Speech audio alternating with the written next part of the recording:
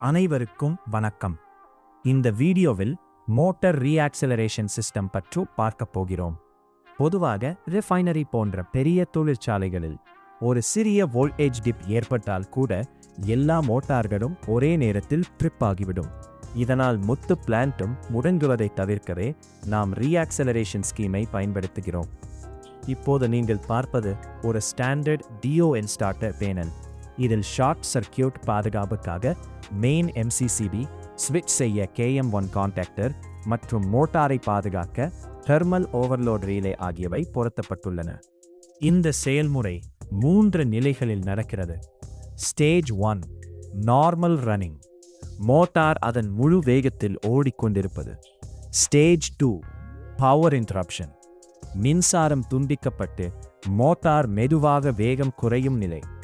மின்சாரம் மீண்டும் ஒரு குறிப்பிட்ட நேரத்திற்குள் வரும்போது ஸ்டேஜ் 3 ரீஆக்சலரேஷன் தொடங்குகிறது. இங்கே நாம் மேனுவலாக ஸ்டார்ட் செய்ய தேவையில்லை. சிஸ்டமே தானாக காண்டாக்டரை இயக்கி மோட்டாரை மீண்டும் முழு வேகத்திற்கு கொண்டு வரும். இப்போது பவர் சர்க்கிட்டை கவனியுங்கள். 3 face supply L1, L2, L3 3 போல் NCB வழியாக செல்கிறது. KM1 கான்டாக்டர் குளோஸ் ஆகும்போது மின்சாரம் மோட்டார் டெர்மினல்களான UVWக்கு சென்றடையும்.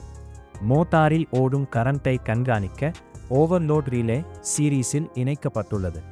கரண்ட் அளவுக்கு அதிகமாக இருந்தால் இது கண்ட்ரோல் சர்க்கியூட்டை துண்டித்து மோட்டாரை பாதுகாக்கும். இந்த சிஸ்டத்தின் இதயம் இந்த கண்ட்ரோல் சர்க்கிட் தான். ரங் 1 என்பது சாதாரண ஸ்டார்ட் ஸ்டாப் கண்ட்ரோல். ரங் 2 தான் ரீஆக்சலரேஷன் லாஜிக்.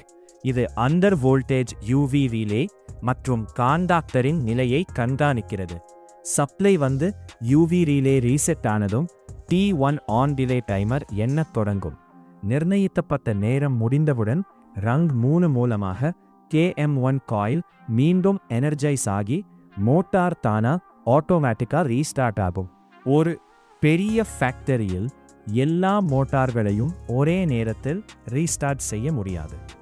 அப்படி செய்தால் இன்ரஷ் கரண்ட் அதிகமாகி மெயின் பிரேக்கர் ட்ரிப் ஆகிவிடும். அதனால்தான் இந்த சிங்கிள் லைன் டயக்ராமில் காட்டியுள்ளபடி சீக்வென்ஷியல் ரீஸ்டார்ட் முறையை பின்பற்றுகிறோம். ஒவ்வொரு மோட்டாருக்கும் T1, T2, T3 என வெவ்வேறு நேரங்களை செட் செய்வதன் மூலம் மோட்டார்கள் வரிசைப்படி 1 முதல் 5 வரை ஒன்றன் பின் ஒன்றாக தொடங்கும். இது MCC பஸ்ஸின் நிலைத்தன்மையை உறுதிப்படுத்தும். இறுதியாக இந்த கரண்ட் வர்சஸ் டைம் வரைபடத்தை பாருங்கள். இதில் நீல நிறக்கோடு ஒரு மோட்டார் சாதாரணமாக தொடங்கும் போது ஏற்படும் இன்ரஷ் கரண்டை காட்டுகிறது. சிகப்பு நிறக்கோடு ரீஎக்ஸலரேஷன் இன்ரஷை காட்டுகிறது. மோட்டார் நின்ற பிறகு ஸ்டார்ட் ஆவதை விட சுழன்று கொண்டிருக்கும் போதே ஸ்டார்ட் ஆகும் போது நேரம் குறைவாக எடுக்கும், ஆனால் கரண்ட் அதிகமாக இருக்கும். இதனால் தான் சீக்வென்ஷியல் டைமிங் மிகவும் முக்கியம்.